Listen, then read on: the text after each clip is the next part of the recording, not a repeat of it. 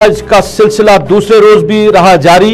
Doctor Mudassir और अल्ताफ अहमद के लवाकिन ने पुलिस से मांगे सबूत।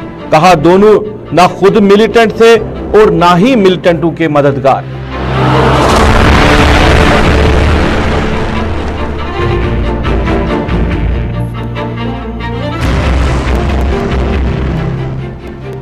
हैदरपुरा हलाकतों को लेकर पीडीपी सदर महबूबा मुफ्ती ने जम्मू में किया एहतजाज। कहा मिलिटेंसी के नाम पर आम कश्मीरियों को मारा जा रहा है।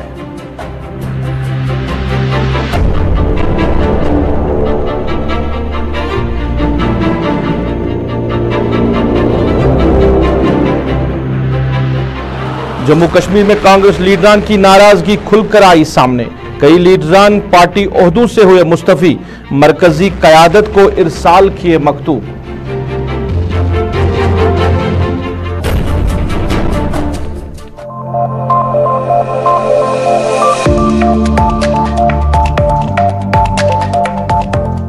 अस्सलाम वालेकुम नाजरीन, सफर के 4 बजे हैं। आप श्रीनगर गुलिस्तान के श्रीनगर स्टूडियो से बराह रास्त स्पेशल रिपोर्ट देख रहे हैं। मैं हूं आपका मेजबान अरूफ फारूक। की स्पेशल रिपोर्ट में सबसे पहले बात करेंगे कल हैदरपुरा हलाकतों के हवाले से बात करें तो आज दूसरे रोज भी श्रीनगर की प्रेस कॉलोनी में लवाकिन ने एहतजाज किया। लवाकिन ने इस मामले को लेकर पुलिस से मांगे सबूत और साथ ही लेफ्टिनेंट गवर्नर इंतजामिया से मैयत वापस लेने की भी अपील की। लोगों जो लवाकिन हैं वो आज श्रीनगर की प्रेस कॉलोनी पहुंचे थे, वहां पे एहतजाज किया और उनका ये कहना है कि ना ही ये डॉक्टर मुदस्सिर और अल्ताफ ना ही ये खुद मिलिटेंट थे और ना ही मिलिटेंटों के मददगार। ये बिजनेस करते थे, बिजनेस से वाबस्ता लोग थे।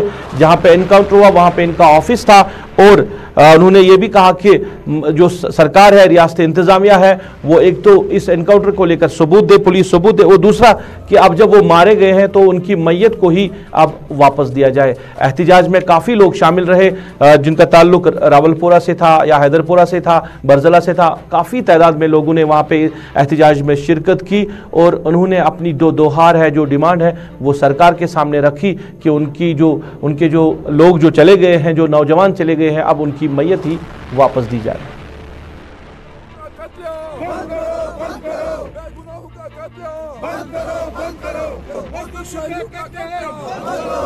मैं तमाम पॉलिटिकल लीडरों से, खासकर उमर अब्दुल्ला, महबूबा मुफ्ती, सजाद लोन, गुलाम नबी आजाद और तारिक आमी, जो सिर्फ ट्विटर फेसबुक पे लिखते हैं, मैं उनको कहता हूं आज आपके लिए भी मौका है।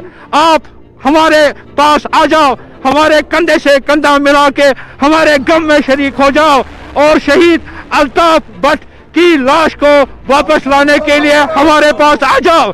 आज आपके लिए मौका है। जो आपको ह्यूमिलिएशन हुई थी, जो 370-35 आर्टिकल में जेल में भर दिया गया था, उस ह्यूमिलिएशन में आप सिर्फ कागजी पेपर बन के रह गए हो। आज आप दिखाओ, हमारे साथ खड़े हो जाओ और हमारे भाई की लाश और कश्मीरियों बेगुनाहों का खून बंद, उनका कत्ल बंद करने के लिए सड़कों पे निकल आ जाओ। आज हमारे साथ हो रहा है, तुम्हारे साथ भी होगा। तुम्हारे बच्चे भी ऐसे ही तड़पेंगे, तुम लोग भी ऐसे ही तड़पोगे जिस तरह हम तड़प रहे हैं। खुदा के लिए एक बार सोचो समझो, अगर वाकई में आप हम कश्मीरियों के हमदर्द हो, गमख्वार हो, आ जाओ, हमारे पास आ जाओ, हमारे साथ, हमारे कंधे से कंधा मिला के खड़े हो जाओ। शहीद अल्ताफ भट्ट की लाश को वापस करो। मुझे पता है, मैं उसकी मिसेज हूँ। वो कोई OGW नहीं था, उसने कोई गलत काम नहीं किया है। अगर आप मुझे सबूत देते हो वो OGW था, मुझे गोली मारो, फिर मेरी बेटी को गोली मारो, आपको कोई कुछ नहीं बोलेगा, कोई नहीं बोलेगा। जुजामान केस का रखा था, सुकूर केस का रखा था, हमें मारो, लेकिन पहले मुझे मेरा हस्बैंड दिखाओ, मुझे उसकी शक्ल दिखाओ, उसकी माँ को मार डालो, उसका बाप मर जाएगा। सोचने वाला मैं शुभ ऑलमोस्ट हाजा सो ML Bindru was a doctor. What was Mudassir Gul? What was he doing with the Doctors Association? Where are them? वो क्या था? वो डॉक्टर नहीं था. He was a senior dentist. He was doing his job. He was doing nothing illegal. अगर Creta लोगों के पास है, वो टेररिस्ट है। मेरे डॉक्टर ने क्रेटा लाई, वो टेररिस्ट हो गया। उसने पैसे कमाए, वो टेररिस्ट हो गया। मेरे साथ आइए, मैं दिखाऊंगी वो कितनी जगहों पे मजदूरी मशगत करता है, पैसे कमाता है अपनी फैमिली के लिए, सबके लिए, फैमिली के लिए पैसे कमाता है। बेगुनाहों का कत्ल,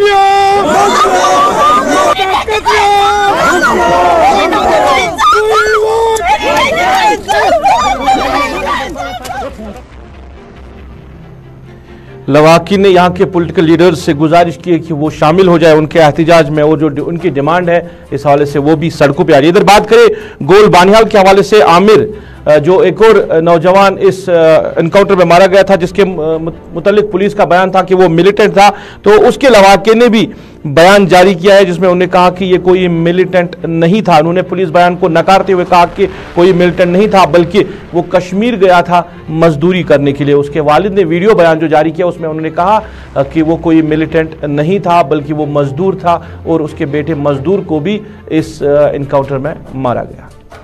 का हुआ सर, मेरा नाम मोहम्मद लतीफ़ सन ऑफ मोहम्मद सुल्तान मागरी आरो शेरीपुरा ठठारका का मैं रहने वाला हूँ।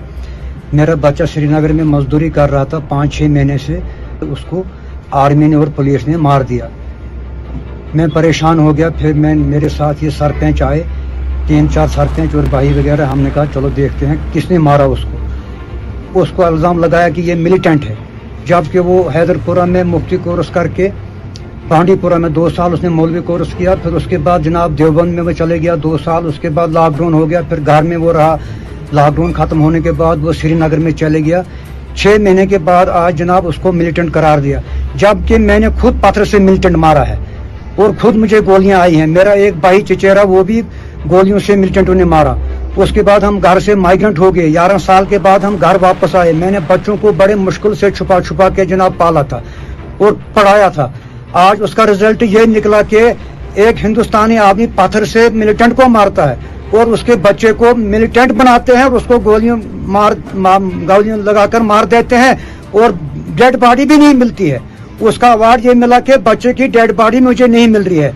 लिहाजा मैं चाहता हूँ, गवर्नर साहब से इल्तिजा करता हूँ कि मुझे बच्चे की डेड बॉडी मिले, और ताकि हम उसका जो मरना करना आपने।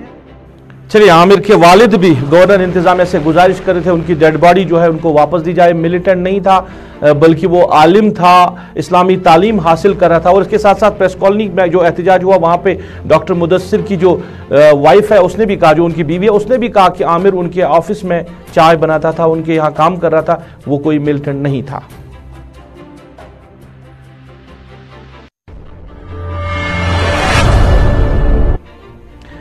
इधर इन हलाकतों को लेकर पीडीपी सदर महबूबा मुफ्ती ने आज अपनी पार्टी लीडरान के हमरा जम्मू में एहतजाज किया, और हलाकतों को लेकर उन्होंने एहतजाज किया। मरकजी सरकार को निशाना बनाते हुए महबूबा मुफ्ती ने कहा कि सरकार ने पहले ही जम्मू कश्मीर को बर्बाद करके रखा है, अब मिलिटेंसी के नाम पर मासूम शहरियों को मारा जा रहा है।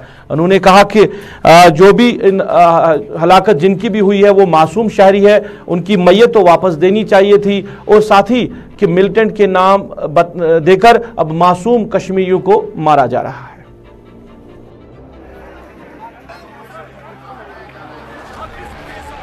मिलिटेंसी को डील करने के बहाने सिविलियंस का कत्लो गारत कर रहे हैं।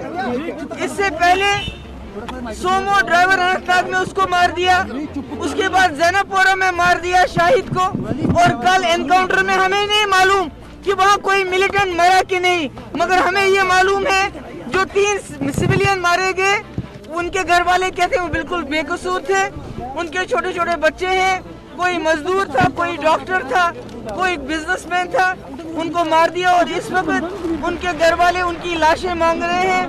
हम इस सरकार से कहते हैं कि कितना जुल्म करोगे, कितना जुल्म करोगे। बंदूक के बलबूते पे कश्मीरी पाकिस्तान के साथ नहीं गया, बंदूक के बलबूते पे पाकिस्तान ने 47 में बंदूक वाले भेज दिए और कश्मीरी ने उसको रिजेक्ट किया।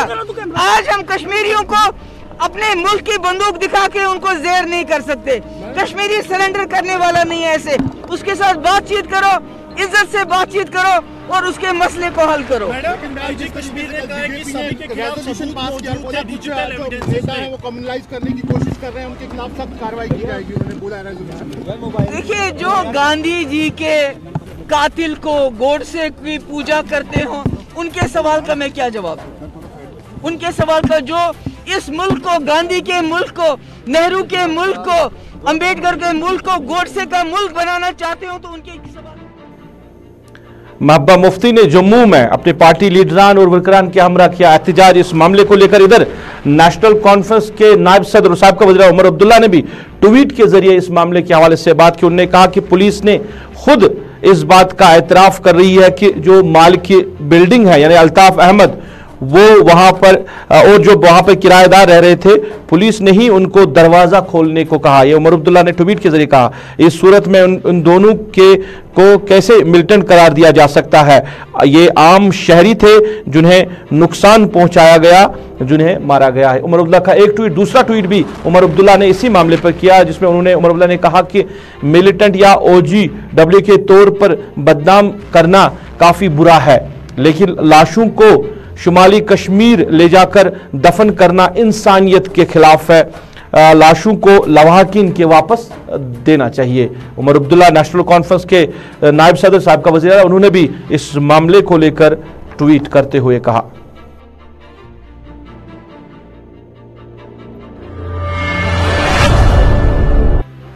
नाज़रीन, मुख्तलिफ सियासी लीडरान ने इस मामले के हवाले से अपना रद्द-ए-अमल पेश करते हुए कहा कि एक तो अब लवाहकीन को जो डेड बॉडीज उनकी डिमांड है वो वापस मिलनी चाहिए, क्योंकि वो एहतिजाज पे हैं और वो डिमांड कर रहे हैं, और सरकार को भी अब इस मामले को देखकर उनकी जो मैयत है वो वापस देनी चाहिए। मुख्तलिफ पॉलिटिकल पार्टीज के लीडरान ने अपना रद्द-ए-अमल पेश करते हुए क्या कहा, हम आप तक पहुँचा रहे हैं। जिनका डिमांड है कि ये बिल्कुल अपना काम कर रहे हैं, दुकानदार एक दूसरा डॉक्टर है, तो इसमें देखना चाहिए, क्योंकि कोई परफेक्ट नहीं है, गलतियां हो सकती हैं। अगर गलती हुई है तो उसका तदारुक होना चाहिए। गवर्नर साहब से भी हम गुजारिश करेंगे, अगर ये सही है, अगर उनके घर वाले कह रहे हैं, अगर पुलिस भी कह रही है कि ये क्रॉस फायरिंग में मारे गए, तो इसकी इंक्वायरी होनी चाहिए। इसमें क्या है? It should not be prestige point नहीं बनाना है गवर्नमेंट को। जो इसमें सामने बात होगी, जो सामने आएगा इंक्वायरी के बाद, वो लोगों को पता चलेगा कि क्या सही क्या है, गलत क्या है। न ये इब्तिदा है न इंतहा है। ऐसे वाक़ात 30 बरसों में बहुत सारी जगहों पर हुई जहां पर खदशात का इजहार किया गया, कमीशंस बनाएगी, कमेटियां बनाएगी, मगर किसी चीज़ का नतीजा आज तक बरामद नहीं हुआ। जो कल का वाक़ा है कि ये जो कहा जा रहा है उसकी फैमिली की तरफ से कि वो मिलिटेंट नहीं थे, एक डॉक्टर था, एक डेरे वाला था, ऑफिस बेरर था, उधर काम कर रहे थे, ये उनके ख़ानदान और उनके लवाहकीन का कहना है। तो जिससे शकूक पैदा हो रहे हैं। इस शकूक जो पैदा हुए है उसको दूर करने के लिए सरकार को चाहे कि वो इंडिपेंडेंट एक कमीशन बनाए, जिसकी सरबराही एक मौजूदा सिटिंग जज ऑनरेबल हाई कोर्ट का होना चाहिए। सरकार को हमारी अपील है, सनाह साहब से भी और होम मिनिस्टर साहब से भी, उनकी लवाही यकीन को डेड बॉडियाँ वापस मिलनी चाहिए। अगर तहकीकात आज तक हुई तो उनका रिजल्ट क्या है वो आज सामने नहीं आ रहा है। और मैं मरकजी सरकार से ये आपके माध्यम से उन पर जोर देता हूं कि वो फौरी तौर ऐसे हालात बनाए कि लोग आदमी तहफ़्फ़ुज़ का शिकार न हो, और वो ऐसे हालात बनाए कि ये लग रहा है कि जो मौजूदा एस्टैब्लिशमेंट है जम्मू कश्मीर में, ये लोगों को तहफ़्फ़ुज़ देने में नाकाम हुआ है। और जरूरत इस बात की है, इसलिए ये लोग तो खुद को अकाउंटेबिलिटी नहीं समझते हैं। इस वक्त जरूरत इस बात की है कि सरकार को फौरी तौर इस वाक़े की तहकीकात करनी चाहिए और अदालती तहकीकात करनी चाहिए एक सिटिंग जज के जरिए, ताकि हाई कोर्ट जज के जरिए। हकीम मोहम्मद यासीन, अली मोहम्मद सागर और अब्दुल गनी वकील ने इस मामले को लेकर अपना रद्द-ए-अमल पेश किया कि अब जो डेड बॉडीज़ है उनके हवाले से जो लवाहकीन एहतजाज कर रहे हैं वो देना चाहिए और इसकी जुडिशली इंक्वायरी होनी चाहिए। अब्दुल गनी वकील ने यह भी सवाल खड़ा किया कि जितने भी मामला आज तक गुजरे हैं, क्या उनकी वाकई में सही तहकीकात आज तक हुई है? यह भी एक बड़ा मामला है।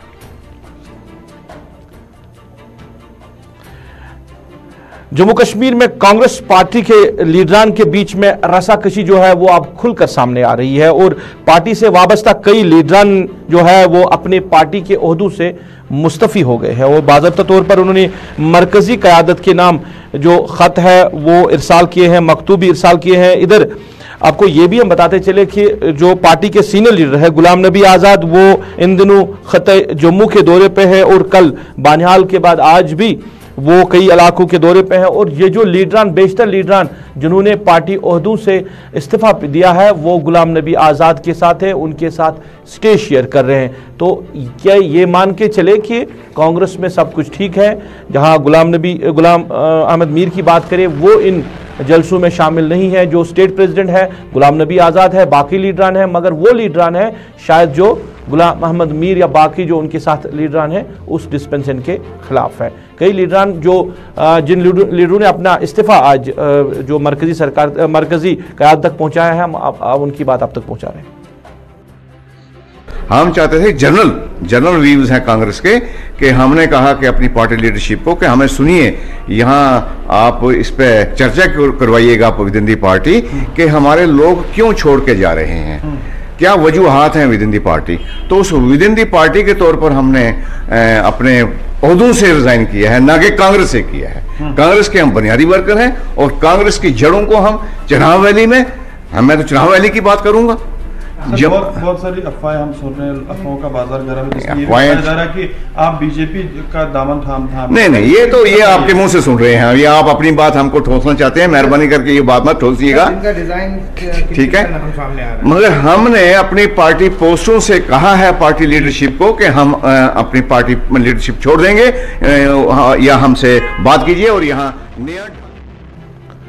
चलिए पार्टी के साथ वो काम जरूर करेंगे, मगर जो ओहदे उनको दिए गए थे मुस्तफ़ी हो गए उन ओहदों से, क्योंकि उनकी बात कहीं सुनी नहीं जा रही है। पहले से ही जो खदशात थे कांग्रेस में लीडरशिप के हवाले से कई बार सामने बात भी आई कि लीडरान को की आपस में रसाकशी है और आज अब खुलकर सामने आई है। मेरे सीनियर साथी हिलाल हांजुरी बराह रास्त मेरे साथ जुड़े हैं, इसी मामले में बात करेंगे।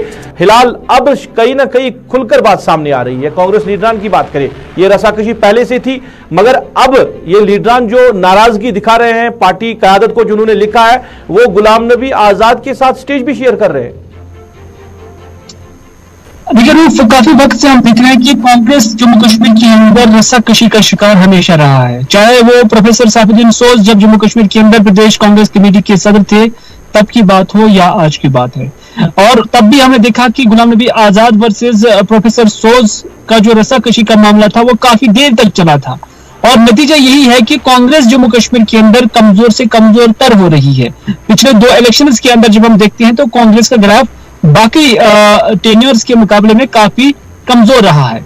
अब चूंकि गुलाम अहमद मीर इसकी कल यहाँ पर संभालने की कोशिश कर रही हैं और बाज़ाब्ता तौर पर वो जम्मू कश्मीर के प्रदेश कांग्रेस सदर भी हैं, तो उस दौर में भी अब इस तरह की चीजें जब निकल कर सामने आ रही हैं तो उसकी वजह से अब लग रहा है कि कांग्रेस एक बार फिर से अपना अदम एतमाद जिसे कहते हैं पार्टी क़यादत पर जम्मू कश्मीर के अंदर, उसका इजहार यहाँ पर करने लगे हैं, क्योंकि मुतअद्दिद ऐसे लीडरान हैं जिन्होंने मुख्तलिफ ओहदों पर फाइज होते थे वो, लेकिन अब उन्होंने इस्तीफा दिए हैं और उसके बाद उन्होंने कहा है कि उन्हें कांग्रेस की क़यादत जो जम्मू कश्मीर के अंदर है उनके साथ खुलफशार है, उनके साथ उन्हें एतमाद नहीं है, उनके साथ जो है उन पर उनका एतमाद नहीं है। और दूसरी जानिब हम ये देखते हैं कि टॉलेस्ट लीडर गुलाम नबी आज़ाद है जम्मू कश्मीर के अंदर, न सिर्फ बल्कि मुल्क के अंदर भी कांग्रेस क़यादत के अंदर उन्हें बड़े लीडर के तौर पर तस्वुर किया जाता है।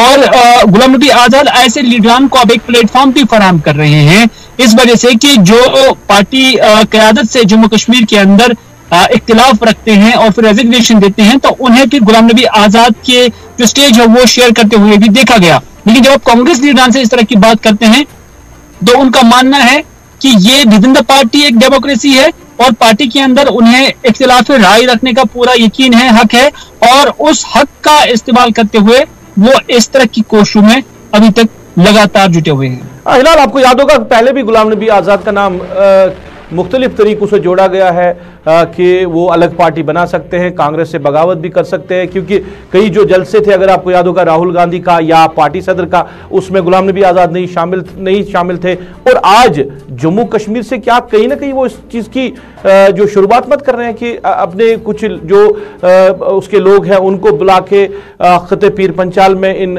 जलसों का इनेकाद किया जा रहा है, जहां पे पार्टी के जो सदर है, जम्मू कश्मीर के जो सदर है, उनको मदऊ नहीं किया गया है।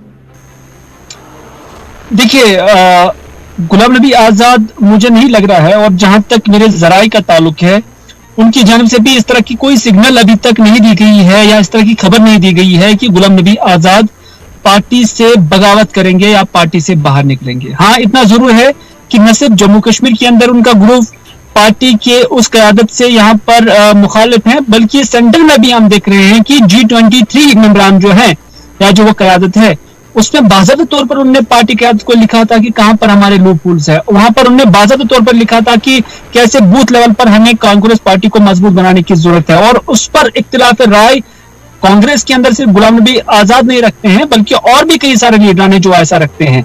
तो इस तरह से विद इन द कांग्रेस एक बड़ी डिमांड उनकी है, और पार्टी क़यादत से न सिर्फ मुल्की स्तर पर बल्कि जम्मू कश्मीर स्तर पर भी वो बहुत हद तक नाखुश हैं, लेकिन पार्टी से वो इलाहिदा नहीं है, और उससे वो पार्टी के अंदर एक जमहूरियत समझते हैं, और उनका मानना है कि उन्हें हक है कि वो पार्टी को मजबूत बनाने के लिए या गांधी फैमिली में जो लीडरान हैं उनकी मजबूती के लिए वो चाहते हैं कि इस तरह की जो चीजें हैं वो होनी चाहिए, जो तब्दीलियां हैं वो आनी चाहिए। उन तब्दीलियों को न होने के लिए वो पार्टी से नाखुश नजर आ रहे हैं। और आपको याद ही होगा कि हाल ही में CWC की एक मीटिंग भी हुई थी, और ये मीटिंग कपिल सिब्बल की उस प्रेस कॉन्फ्रेंस के बाद ही हुई थी या उस खत के बाद हुई थी जो G23 ने वहां पे भेजा हुआ था। तो इस तरह से जहां मुल्की स्तर पर उन्हें एड्रेस करने की धीरे धीरे कोशिश की जा रही है, वहीं पर क्या जम्मू कश्मीर के अंदर जो कांग्रेस क़यादत है या जो गुलाम अहमद मीर की सदारत में यहाँ पर कांग्रेस चल रही है, क्या इसमें भी आने दिनों में कोई पेशरफ्त होगी या इसमें भी कोई तब्दीली होगी, या आने वाले वक्त में जरूर पता चल सकता है। उसको मजबूत करने की बात है, क्योंकि जम्मू कश्मीर की बात करें तो कमजोरियां बहुत सारी है। जहां मजबूत करने की बात कही जा रही थी, अब वहां पे आपस में जो लीडरान है उनमें रसाकशी है, और इस रसाकशी से कांग्रेस को कितना नुकसान होगा, क्योंकि इंतखाबात की बात भी कही जा रही है कि आने वाले महीनों में यहां पे इंतखाबात भी हो सकते हैं।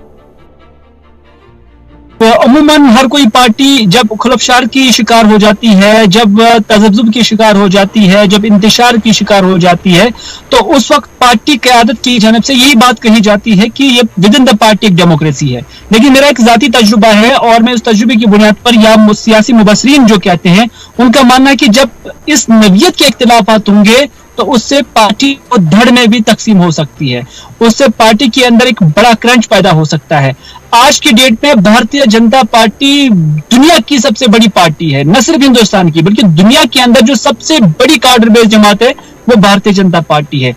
इसकी मजबूती की वजूहत क्या है कि अगर कहीं जगह पर चीफ मिनिस्टर को भी हटाना है तो कोई चूक कहीं से नहीं होता है। अगर कांग्रेस के अंदर यही कोशिश होती है तो वहां पर शोर मच जाता है। तो भारतीय जनता पार्टी के अंदर एक खासियत ये मानना पड़ेगा कि कार्डर बेस्ड जमात है, और उसके अंदर जो लाहेअमल है और जो डिसीजन है वो जब पार्टी क़यादत लेती है तो उसके बाद नीचे कोई उसका इनराफ नहीं करता है, उसकी कोई खिलाफ वर्जी नहीं करता है। लेकिन बाकी पार्टियों के अंदर ये चीजें देखी गई, और खासतौर पर कांग्रेस इस खुलफशार की हमेशा शिकार रही है। नतीजा ये है कि पूरे मुल्क के अंदर कांग्रेस अभी भी हम कहते हैं कि वो ग्राउंड रूटेड पार्टी है, लेकिन पावर में नहीं आ पा रही है, गेन नहीं कर पा रही है, और जो इक़्तिदार है वो हासिल नहीं कर पा रही है, जीत नहीं पा रही है। ये इन्हीं चीजों का नतीजा है। चलो हिलाल, बात करने के लिए बहुत बहुत शुक्रिया। हमारे सीनियर साथी हिलाल हाजी भी बात कर रहे थे, बात हो रही थी कांग्रेस के हवाले से। नाज़रीन, जब से आर्टिकल एब्रिगेट हुआ, यानी 370 को जब से मनसूख किया गया, तब से बात करें तो नेशनल कॉन्फ्रेंस, PDP और कांग्रेस एक दूसरे के खिलाफ बयानबाजी नहीं करते हुए दिखाई दे रहे हैं। मगर कल जो जलसा कांग्रेस पार्टी ने गुलाम नबी आजाद की सदारत में किया था, उसमें वकार रसूल ने नेशनल कॉन्फ्रेंस और PDP को तनकीद का निशाना बनाया था, आर्टिकल एब्रिगेशन को लेकर, 370 की मनसूखी को लेकर और जम्मू कश्मीर के हालात को लेकर।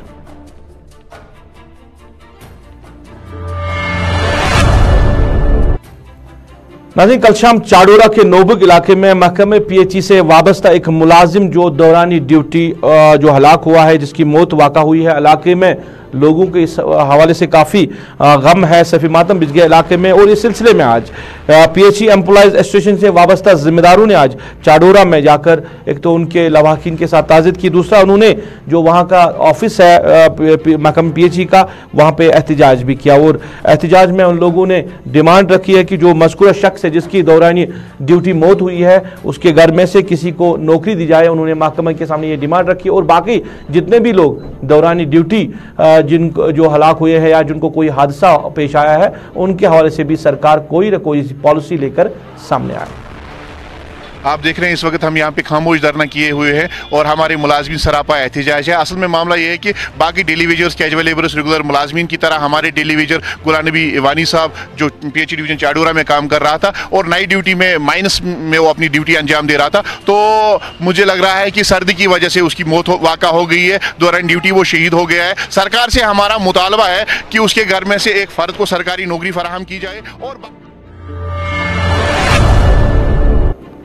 चलिए नाज़रीन, इसके साथ ही अभी तक की स्पेशल रिपोर्ट से अपने मेज़बान को इस वादे के साथ दीजिए इजाज़त। आप अपना ख्याल रखेंगे, हमें अपनी नेक दुआओं में याद रखेंगे। अल्लाह आपका हमारा सबका निगहबान।